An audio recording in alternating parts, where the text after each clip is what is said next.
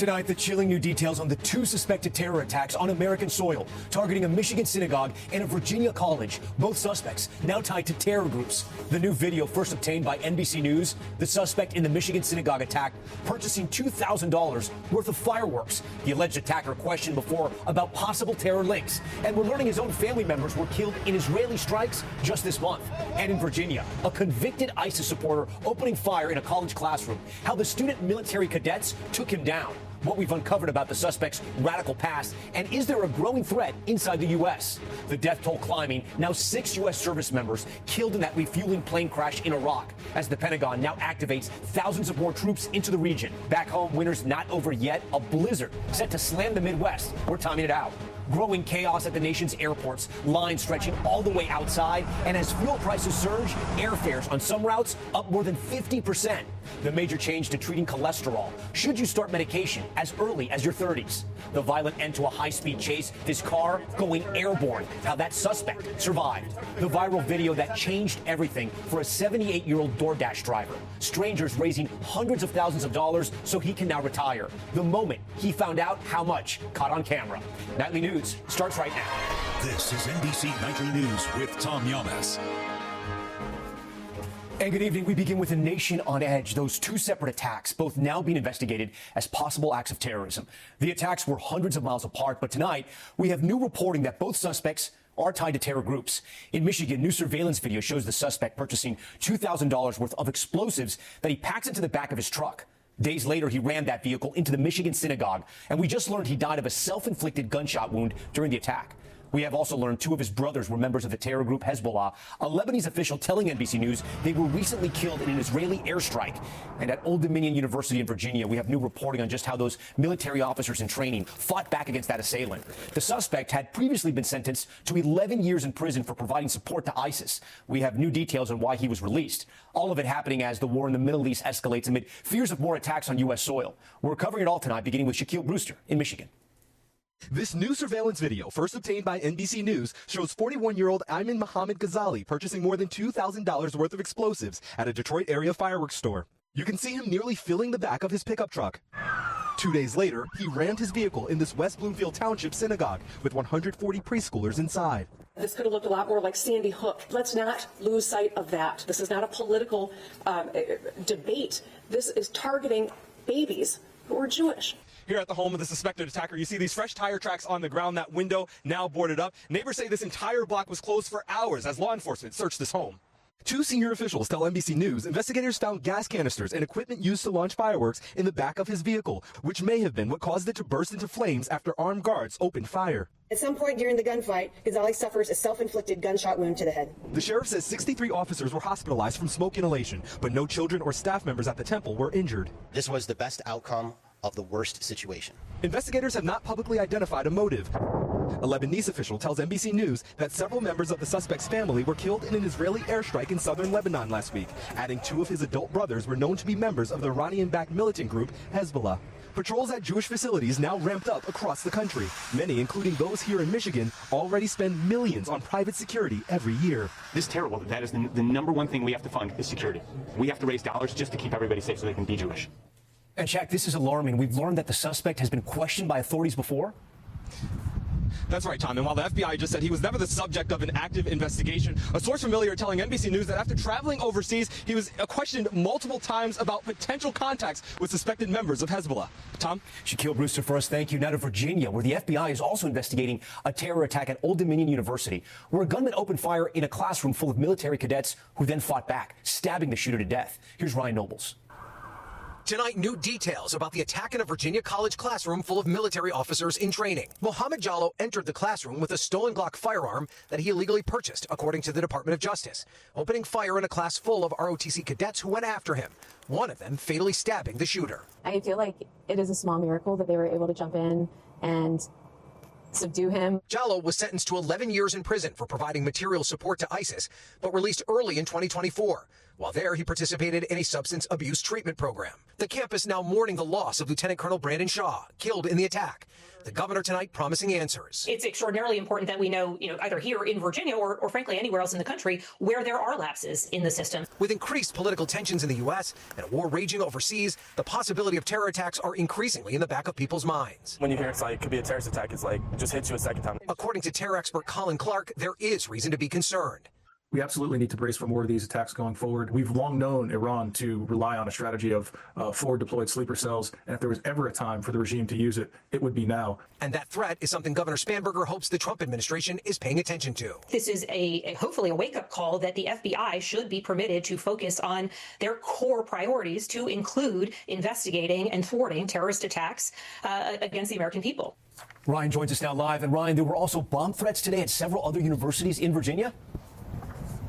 That's right, Tom. At least 5 different Virginia colleges reported some form of a bomb threat, including the University of Virginia. But all those threats did not turn out to be legitimate. Tom? Ryan Nobles for us. Overseas now to the war with Iran. In our new reporting tonight, that thousands of Marines are now heading to the region. We've also learned more about the toll of this war. All 6 U.S. crew members on a refueling plane were killed when it crashed in Iraq. Here's Garrett Haig. President Trump tonight announcing a U.S. bombing raid has, quote, totally obliterated all military targets on Iran's strategically important Karg Island, and warning that unless Iran allows ships through the Strait of Hormuz, the critical oil infrastructure there could be next. All as the Pentagon says all 6 crew members on a U.S. refueling plane died when it crashed in the Iraqi desert, saying the crash was not caused by hostile or friendly fire. The number of U.S. fatalities in the war, now 13. The incident occurred over friendly territory in western Iraq while the crew was on a combat mission. It's a reminder of the true cost of the dedication and commitment of the joint force. That joint force is set to expand by some 5,000 service members, including 2,500 Marines based in Japan, now streaming west towards Iran, 3 U.S. officials tell NBC News. The Marine unit specially trained for crisis response, including evacuations, protecting embassies, and to be first on the ground in dangerous areas. All as the Pentagon tonight saying after 13 days of airstrikes, it's hit more than 6,000 Iranian regime targets. Never before has a modern, capable military, which Iran used to have, been so quickly destroyed. But now the question of how to reopen the Strait of Hormuz, with Iran's new supreme leader vowing to keep attacking oil tankers, though his words were only in a written statement read on state TV. We know the new so-called not-so-supreme leader is wounded and likely disfigured. Iran has plenty of cameras and plenty of voice recorders. Why a written statement? I think you know why.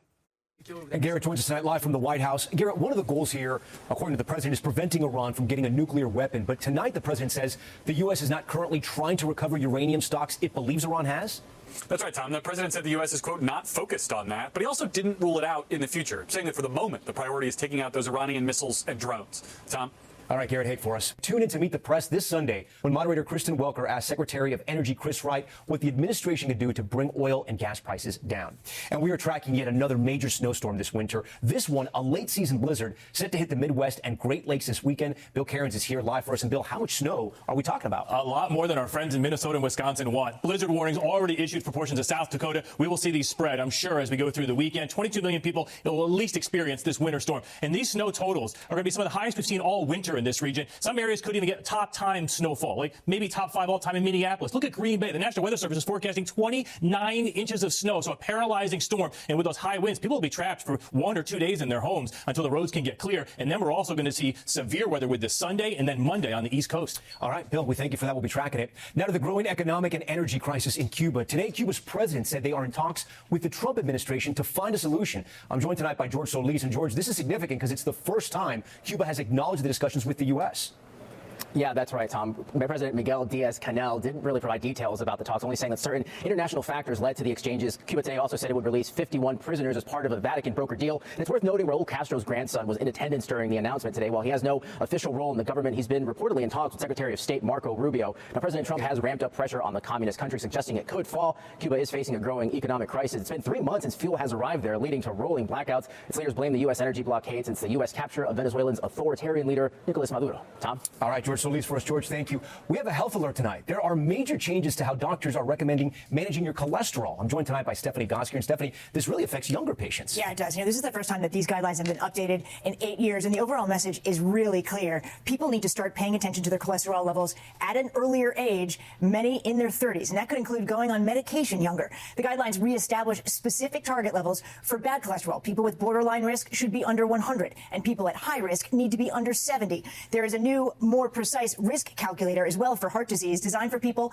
ages 30 to 79. And clinicians also recommend everyone get a test called the lipoprotein A test at some point in adulthood. This is another tool to assess heart disease risk. Finally, Tom, the same old adages apply. Eat better, exercise more. And that test, the lipoprotein A. All right, we're going to remember that. Thanks, Stephanie. We're back in 60 seconds with the long lines today at a major airport and the warning it could get worse. Plus, why airfares spiked as much as 50% since the war in Iran began. Stay with us. We're back now with two major big warnings for spring break. TSA lines are growing again and tickets jumping more than 50% in some cases because of the price of oil. Here's Tom Costello. 5:42 a.m. in Austin. Currently in the Austin security line, and this is how long it is. Time lapse as the security line ran out the airport's front door, winding down the sidewalk. Finally at the end, and here's the airport again. That line, she says, an hour and 40 minutes. Long lines in Atlanta, too. In Tampa, Patricia Souder wasn't taking any chances. So we came 2.5 hours early for our flight. With TSA officers missing their second paycheck today, some continue calling out sick to take a second job. The checkpoint at Philadelphia Terminal C closed to move TSA staff to other terminals. We had depleted all of our savings. In Salt Lake, 9-year TSA veteran Robert Echevarria quit this month, not willing to repeat the stress from last fall when officers worked without 3 paychecks. And seeing my wife, how she much struggled trying to keep up with how she was going to feed our kids. It was a big toll on her and her emotions. Tonight, the airlines are calling it a disgrace that Congress cannot reach an agreement or act on viable bipartisan solutions. While in Virginia, a food bank for the TSA. And we're focused on making sure that they're nutritious meals. Meanwhile, with the war sending oil and jet fuel prices soaring, so are airfares. Deutsche Bank reports domestic advanced booking tickets have jumped 15 to 57%. Now the focus is on the weekend, with spring break travelers fearing more TSA officers may simply not show up. Tom? All right. When we come back, what prosecutors just announced about those teenagers involved in the prank on a teacher that turned deadly. And at 78 years old, he was delivering for DoorDash. Now, one customer's act of kindness could mean he'll never have to work again. We'll explain. We're back now with an update on the Georgia high school teacher killed in a prank gone wrong. Prosecutors announcing today they have dropped all charges against the teens involved in the death of Jason Hughes. The teacher's family had pleaded for mercy, saying he loved his students and wouldn't want a second tragedy. Dramatic new dash cam out of Wisconsin, a high-speed chase ending in a violent rollover. You see it right there. The suspect's vehicle hit a ditch, then goes airborne, flipping repeatedly before crashing. Deputies smashed the windshield to pull 2 people out. Police say the driver was on probation and going nearly 100 miles an hour. Both survived, somehow with only minor injuries. And a double dose of good news tonight. First, from Tennessee, 78-year-old Richard Pulley had to come out of retirement. His wife lost her job, so the couple started working for DoorDash to make ends meet. A customer spotted Richard and posted this video of him making a delivery, working but struggling because of his age. Strangers from all over the world stepped in, raising more than $600,000. And here's the moment that customer told Richard how much was raised. We appreciate every one of them because it's taking a lot of pressure off of us and making life livable once again. All right, that's Nightly News for this Friday. I'm Tom Yamas. Thanks so much for watching tonight. And always, we're here for you. Good night. We thank you for watching. And remember, stay updated on breaking news and top stories on the NBC News app or watch live on our YouTube channel.